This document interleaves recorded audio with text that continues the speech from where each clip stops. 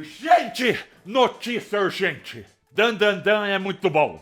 Nossa, se não fosse eu avisar isso agora que tá saindo a segunda temporada, eu acho que a internet nunca ia descobrir. Bom dia. Sabe, eu queria fazer um vídeo falando de Dan Dan Dan. Quanto tempo você levou pra perceber que era Dan Dan Dan e não Dan Dan Dan? Eu sei que a Otonoki ajudou todo mundo nisso, mas eu levei um tempo considerável. Diz aí embaixo nos comentários quanto tempo você levou, fiquei curioso. Bom dia. E eu não queria fazer um vídeo falando o óbvio, mesmo sendo dinheiro de graça no YouTube. Fazer um vídeo de Dan Dan Dan não ia ter graça pra mim, só falar que ele é bom. Então eu decidi ler o mangá pra ver se eu achava uma nova abordagem pra esse vídeo. E eu planejava ler uns 70 capítulos por aí. Eu devorei o mangá inteiro em 3 dias. E nesse processo, eu percebi outra coisa que também é óbvia, mas que me chamou a atenção, que foi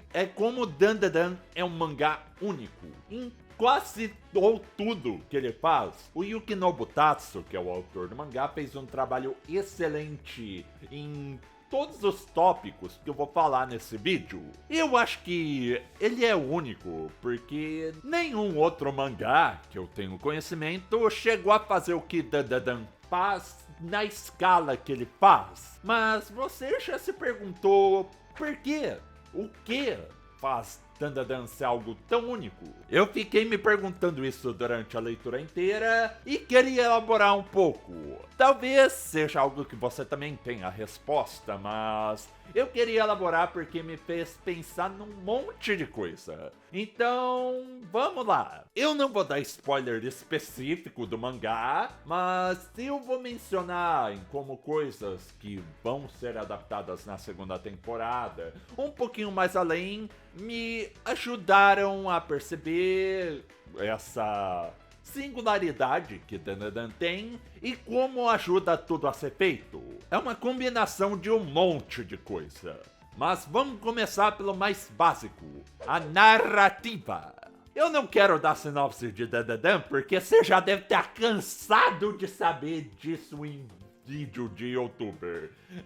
Mas vamos lá. Momo Yokarumo, ela acredita em espírito, ele acredita em alien, então umas coisas erradas, o Okarum perde as bolas. E aí já começa o negócio. É uma sinopse muito chamativa, essa mistura de ET com sobrenatural na história. É aquele tipo de coisa que você pode chegar para as pessoas que nem você, ou provavelmente chegaram em você pregando isso. Você quer ver um mangá que mistura ET com espírito? Você naturalmente fica... O que a pessoa usou pra fazer uma história assim? Mas aqui já vem um negócio que... Dan Dan Dan não é o primeiro que fez, mas eu arrisco dizer que é que fez com maior qualidade, porque a protagonista da história é a Momo. Tá, a Momo e o Okarum conta como uma única unidade de suporte, mas na divisão dos papéis, a protagonista é a Momo. É uma menina protagonista na história. O único outro shonen que eu consigo pensar que fez isso foi Fairy Tail. Mas ninguém lembra disso porque é Fairy Tail e o Natsu rouba o papel da Lucy. Enquanto aqui em Dan Dan Dan, a história começa com a Momo. A história progride porque a Momo se apaixona pelo Okarum. Todas as coisas acontecem na casa da Momo. Então,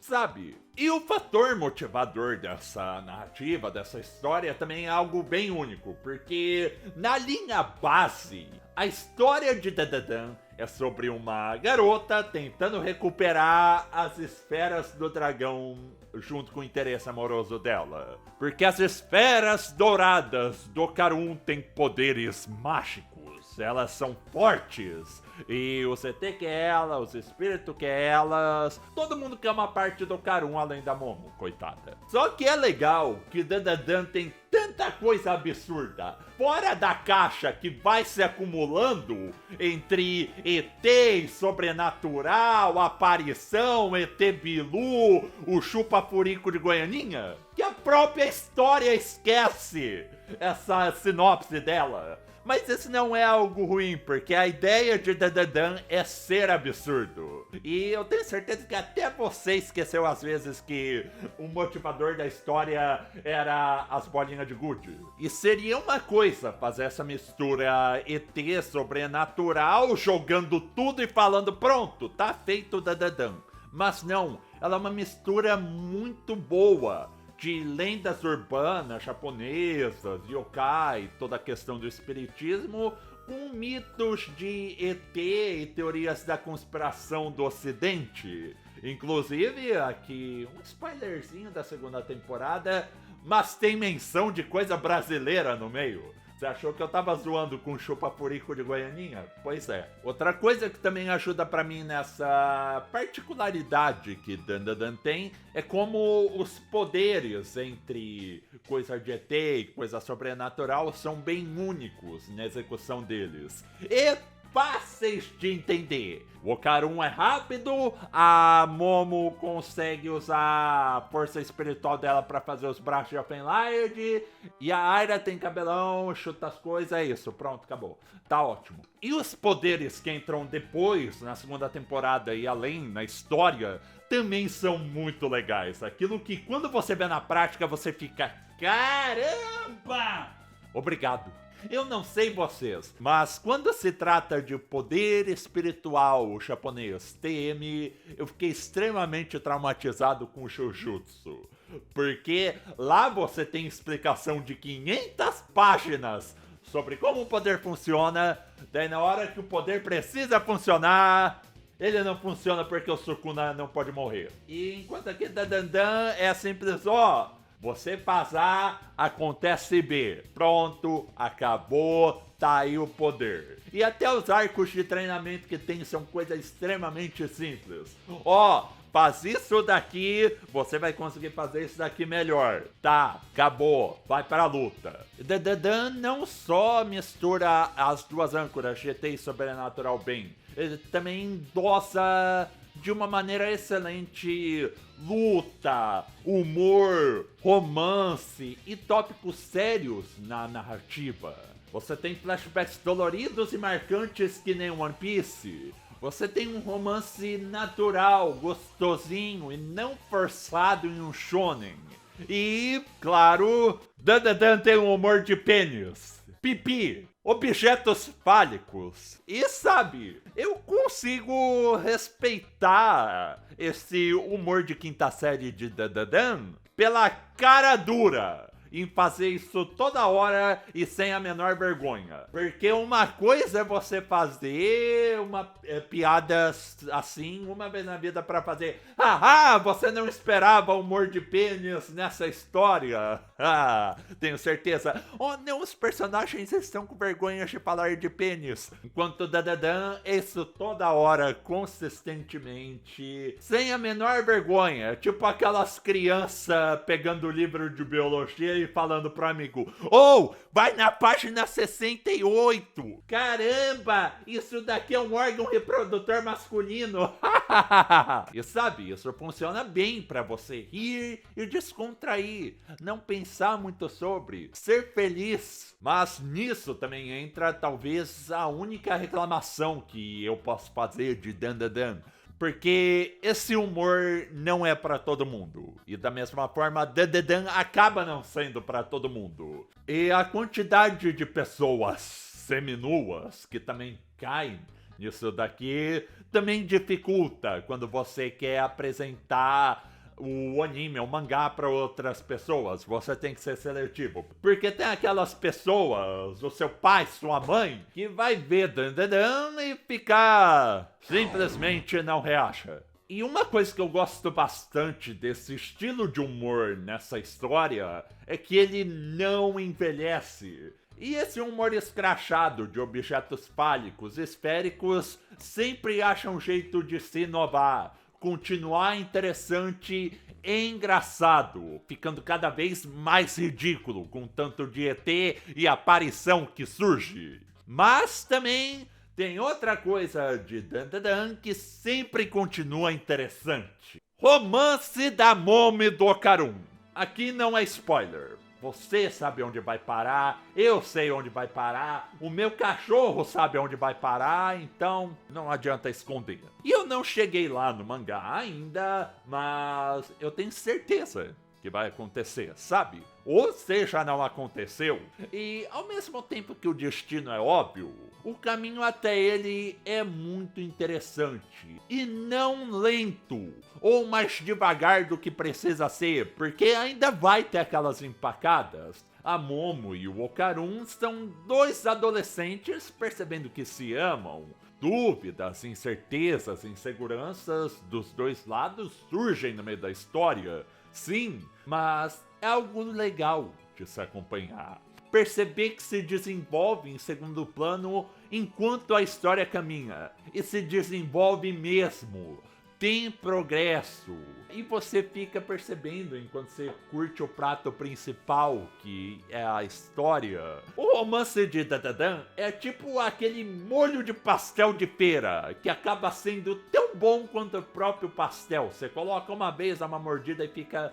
Caramba, que legal! Daí você continua comendo pastel, percebendo como o molho é legal.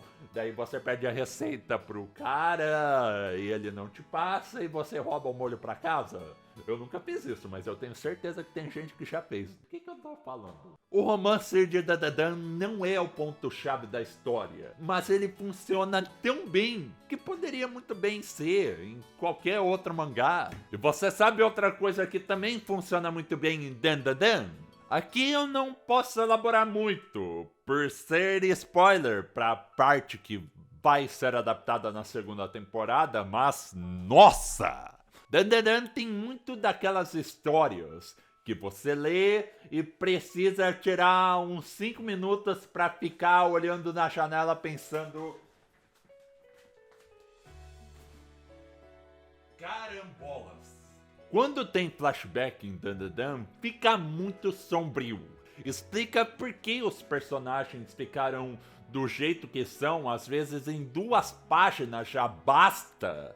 E serve maravilhas para construção de mundo. Explicar por que a história é do jeito que é.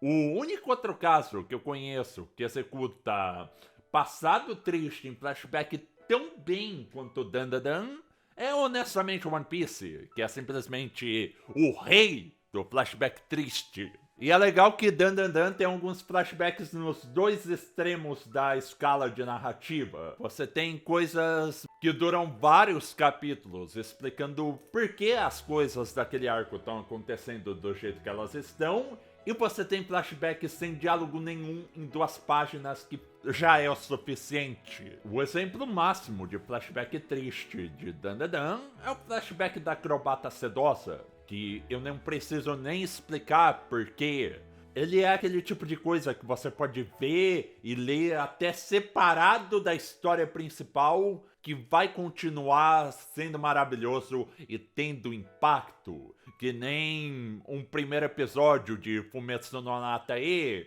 episódio 10 de Violet Evergarden, sabe? E que nem em One Piece, esses flashbacks bons servem para construir um grupo principal e seus poderes muito únicos, carismáticos, com as suas dores, mas que ainda tá todo mundo se esforçando para superar elas. E falando no grupo principal, eu amo eles. E sabe, como eu queria que Dandadan tivesse saído na minha adolescência. Que seria...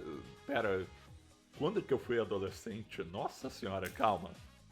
Uns 2010 até 2016, por aí. Porque é um monte de adolescentes sendo burro e feliz depois de uma vida de tristezas. Cada um deles bem carismáticos e únicos. E quase todo mundo sendo boca suja, que nem todo adolescente normal é. E é importante pra você, adolescente que tá assistindo esse vídeo e conhece Dandadan, ver esses tipos de personagens para ver as suas dores diversas e talvez acabar se identificando com eles e ver como eles evoluem.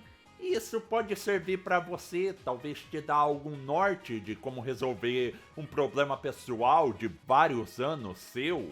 E eu não sei de nenhum outro mangá, anime, com a penetração social que Dandadan, com seu grupo de adolescentes sendo adolescentes, teve. Eu juro.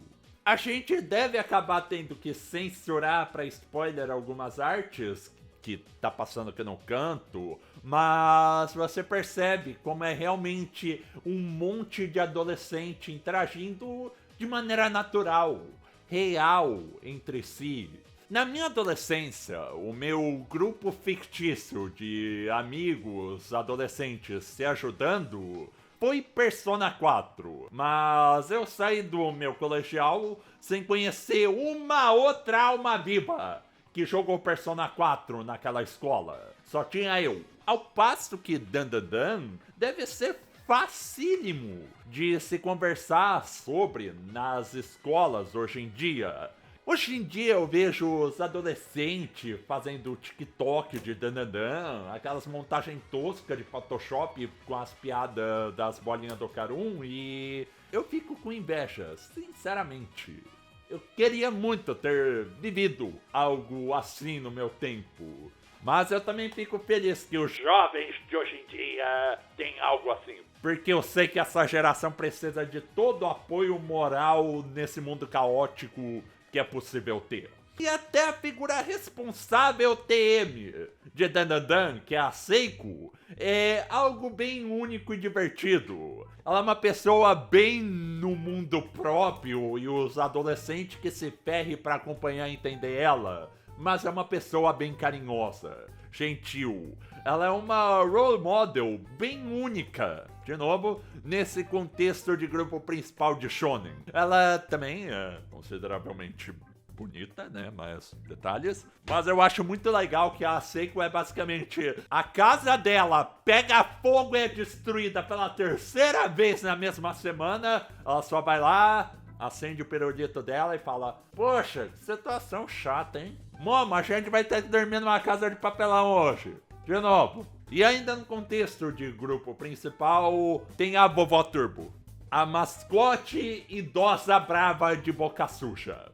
Eu não preciso dizer mais nada. Não dá pra Dandadan ficar mais único do que isso. Ou será que dá? Dandadan podia ter tudo isso que eu falei e uma arte feita no Paint, e ele ainda seria um dos melhores mangás atuais da Shonen Jump. Mas não, isso não é o suficiente. Yuki Nobutatsu é um autor ignorante. A arte desse mangá, que é algo semanal, importante falar, é ridícula de boa.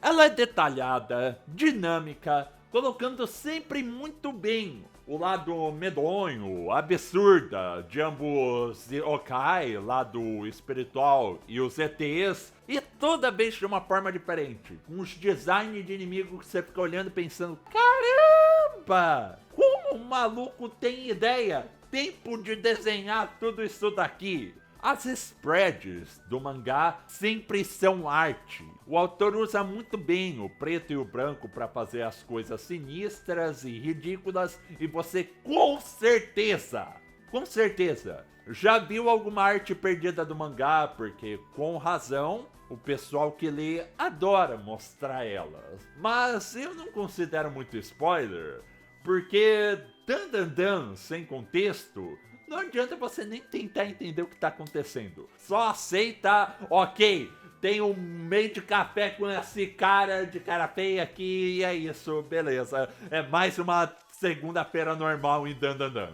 A arte desse mangá pega muito no íntimo de uma geração que cresceu com analog horror, SCP, creepypasta, jogos de terror que saíram disso.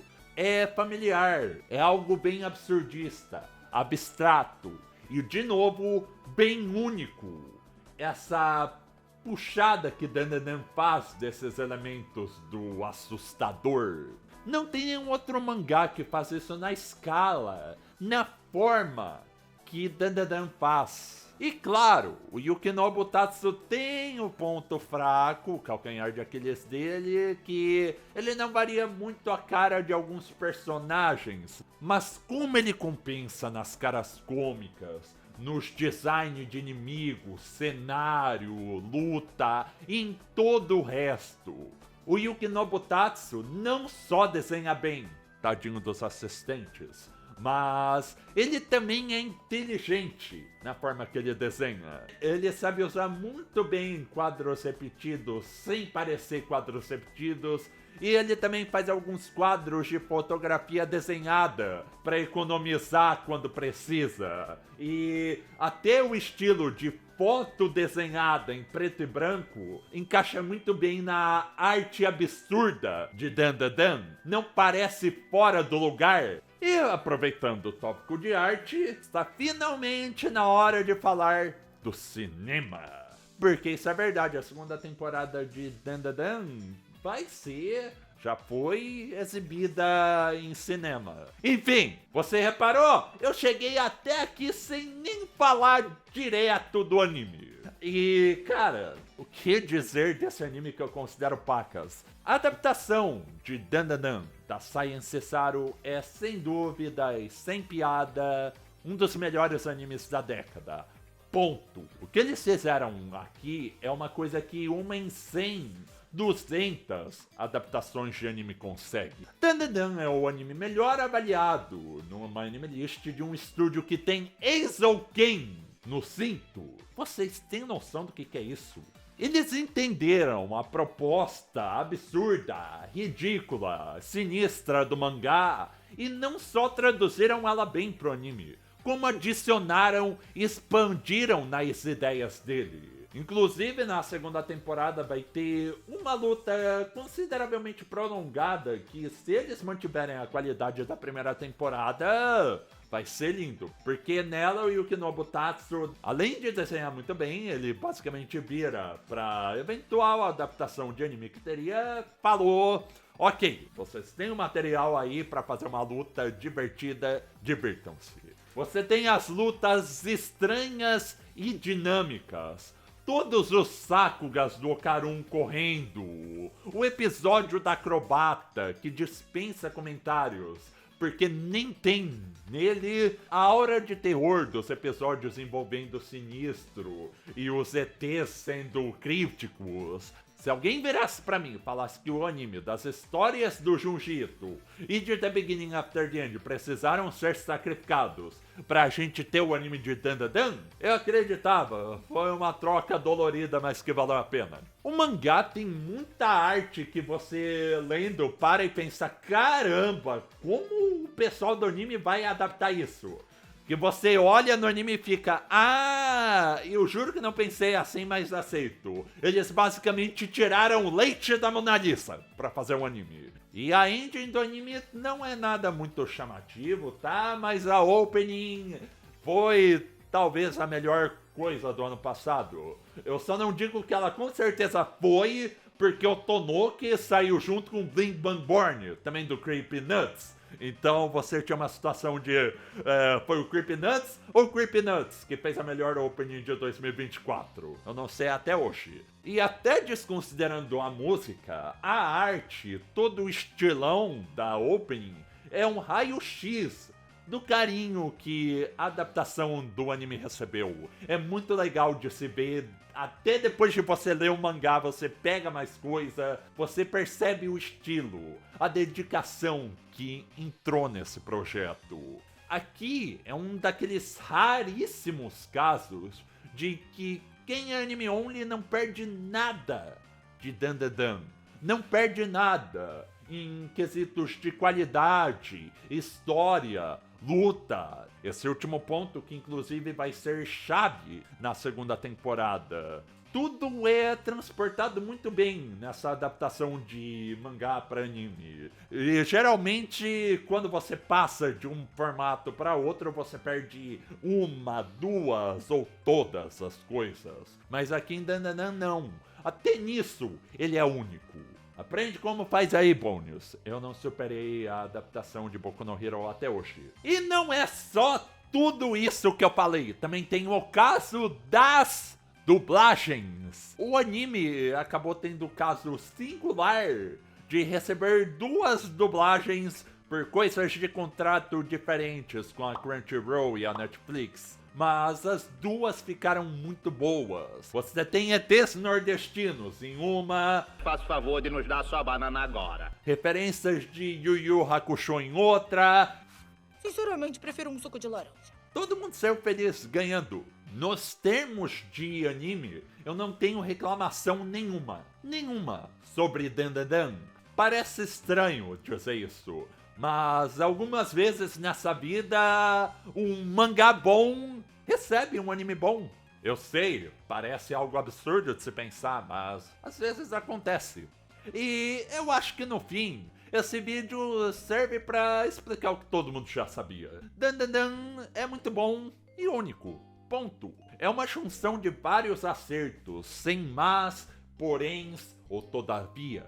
Você tem uma história boa, uma narrativa com muito carinho e pesquisa sobre mistérios, lendas urbanas, teorias da conspiração do Oriente e do Ocidente, um humor que funciona bem pro público-alvo jovem, lutas boas pra chuchu, com poder e recursos que podem ser muito bem explicados, com tecnologia ET, poder espiritual, e bem diversificado entre si e criativo. Você tem uma arte estupenda, que em volume físico você pode ficar um bom tempo admirando, e spreads que me dá vontade de colocar no espaço que ainda falta na minha parede, e um anime tão bonito, formoso e bem feito, que você agradece por ter olhos para poder assistir.